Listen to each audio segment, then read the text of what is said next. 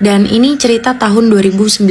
Di tahun 2019 itu gue punya temen, kita sebut aja namanya Haikal. Nah, Haikal ini sekeluarga itu percaya sama hal-hal magis. Apapun itu selalu dikait-kaitkan dengan hal-hal mistis. Sampai di setiap malam Jumat dan malam Minggu itu dibuat suatu kegiatan atau semacam ritual mingguan gitu. Itu di setiap 2 malam itu keluarganya tuh bener-bener kumpul. Kayak ada om, tante, ponakan, sepupu. Pokoknya bener-bener keluarga besar kumpul di rumahnya Haikal. Bahkan yang udah aja itu ikut datang. Iya, lo nggak salah denger. Dia datang. Demi Allah, kaki gue ikutan merinding. Ini tuh bukan tangan lagi yang merinding. Demi Allah, kaki gue merinding. Tau gak?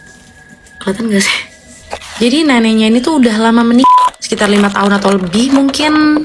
Gue juga gak tahu pastinya ya. Tapi yang jelas katanya sih udah lama meninggalnya. Nah, neneknya ini tuh datang dengan cara merasuki salah satu anggota keluarganya. Yang paling sering sih tantenya. Kita sebut aja nih namanya tuh Tante Dewi. Nah, jadi tuh ada di satu malam, kayaknya itu malam Minggu, gue tuh datang ke rumahnya dia dan gue kaget banget ternyata keluarganya tuh lagi kumpul. Dan lebih kagetnya lagi pas gue udah masuk dan gue salim ke keluarganya, ada satu anggota keluarga yang gue bilang Tante Dewi itu, dia tuh kayak kesurupan gitu. Posisinya tuh dia lagi duduk gitu di sofa dengan mata terpejam. Terus dia pas selesai gue salim gitu, dia langsung nengok ke arah gue.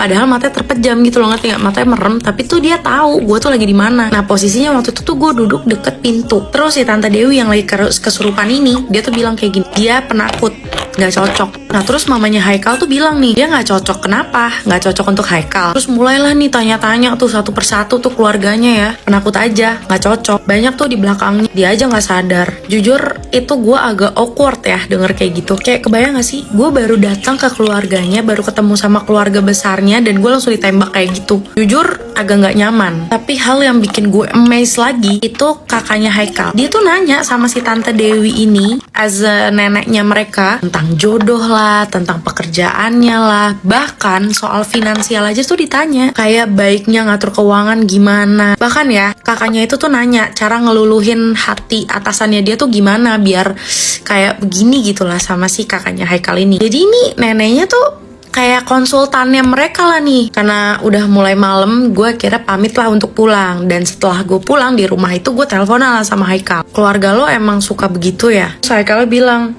ya ritual mingguan aja sih buat ngilangin kangen sama nenek. Nah, gue dengan polosnya, gue tuh bilang, emang bisa lu panggil begitu buat ngilangin kangen? Kalau kangen ya doain aja gak sih? To be honest ya, gue tuh ngomong kayak gitu karena gue itu masih tabu sama hal-hal yang kayak gitu. Terus mungkin si Haikal ini tuh kesinggung sama omongan gue. Terus dia bilang, ya lo kalau gak nyaman sama kegiatan keluarga gue, besok-besok gak usah ketemu sama keluarga gue pas kita lagi ngadain kegiatan kayak gitu. Gue dengan kepolosannya lagi gue bilang, oh iya dong, kan musyrik gak sih lo nanya-nanya soal persoalan hidup lo dengan jin koren. Gue tahu di situ dia bete karena dia ngilang gitu aja. Besokannya baru ngabarin lagi. Nah, di lain hari, gue nih agak cekcok sama dia. Terus dia tuh nyamperin ke rumah gue. Nah, setelah kita cekcok-cekcok, dia ke kamar mandi, HP-nya ditinggal. Gue gak tahu kenapa ya, feeling aja gitu. Tangan gue langsung gercep banget. Buka HP-nya dia, gue langsung buka galeri. Gak tau kenapa feeling gue langsung ke galeri. Gak yang kayak ngecek ke WhatsApp atau apa gitu. Gue langsung ke galeri. Di galeri itu kan ada fitur yang kayak tulisannya baru dihapus atau recently delete. Nah, ternyata ada satu video yang dihapus sama dia. Itu demi Allah, gue ngeliat sendiri itu video kegiatan dia sama keluarganya lagi kumpul-kumpul kayak gitu dengan ngelakuin kegiatan yang sama, lagi ngomongin gue. Demi Allah, ngomongin gue, legit ngomongin gue. Kalau gue tuh nemuin satu video yang udah dihapus, dan itu udah sempet gue tonton gak sampai selesai karena itu durasinya panjang banget, kurang lebih ada 10 menitan gitu. Soalnya ini si Haikal keburu keluar dari toilet. Intinya itu tuh di dalam satu video itu, satu keluarga itu lagi kumpul dan seperti biasa yang gue bilang, mereka mengadakan satu ritual gitu, manggil roh neneknya. Dan si roh neneknya itu masuk ke tubuh tantenya. Dan si tantenya ini yang lagi kesurupan arwahnya neneknya, dia bilang gini, kalau gue tuh gak baik buat Haikal, karena gue cuma pengen duitnya aja. Terus yang lebih gongnya lagi, emak gue tuh diseret-seret. Emak gue tuh ikut. Tumben apa? Hah? Tumben? Tumben apa? Ya tumben, biasanya Iya, gak bisa gitu. kuat kalau dimati-mati semua. Kipas angin mama udah gak ada semua. Kamar tengah udah dimati. Iya, orang gak ada yang nyalain apa-apa, cuma saya doang di kamar Dinda. Kenapa ya? TV udah mau cabut itu TV yang semua. Tahu. Tiba-tiba mati lampu. Oke lanjut ya. Jadi tuh gongnya ini mama gue dong sampai diseret-seret.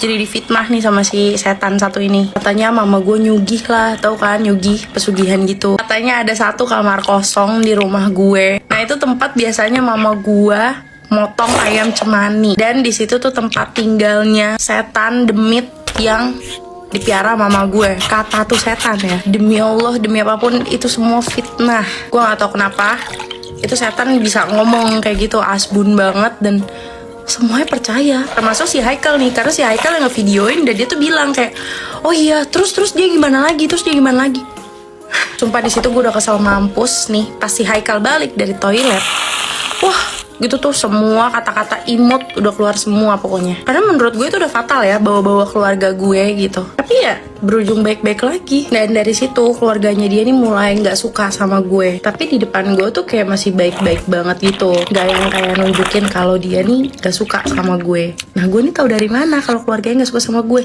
Tahu dari adiknya. Adiknya ngomong sama gue kalau keluarganya itu tuh nggak suka sama gue. Jadi pas malam Jumat lagi ngumpul-ngumpul keluarga dan melakukan ritual seperti biasa, tantenya ini tuh kesurupan. Dan dia bilang, gue nggak tahu ya itu kesurupan siapa, gue juga lupa. Tapi yang jelas katanya sih itu bukan neneknya ya. Terus si yang tantenya ini yang kesurupan dia bilang dia tuh bawa pengaruh buruk. Sampai Haikal aja udah nggak mau kumpul-kumpul keluarga. Emang sih semenjak sama gue tuh Haikal jadi bukan nggak pernah sih, hampir nggak pernah kumpul-kumpul keluarga pada saat melakukan ritual. Kalau misal kumpul-kumpul keluarga kayak biasa gitu ya, masih. Tapi kalau misalkan udah ada ritual kayak gitu, cabut dia.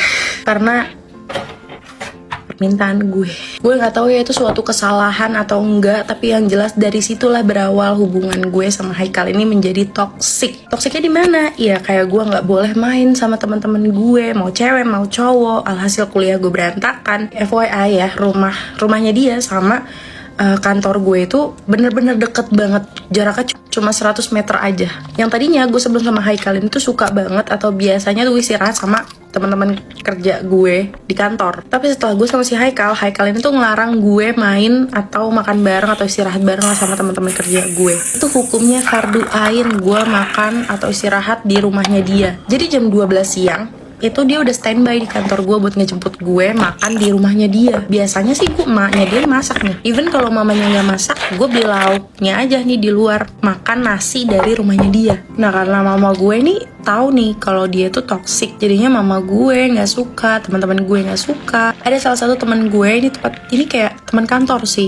Dede kok semenjak sama Haikal kayaknya auranya kesirep gitu ya, lesu banget ya berangkat kerja. Kenapa sih? Gue dengan penuh kebingungan ya gue cuma senyum aja sih kayak di otak gue nih kayak emang iya ya, masa sih, kayaknya enggak. Terus gue jadi sering ribut sama mama gue karena mama gue gak suka sama Haikal kan. Nyokap gue tuh sering bilang sama gue, Dinda kamu tuh baru 3 bulan pacaran sama Haikal udah berani ngelawan sama orang tua. Maaf mah, dulu Dinda ngerasa Dinda bener.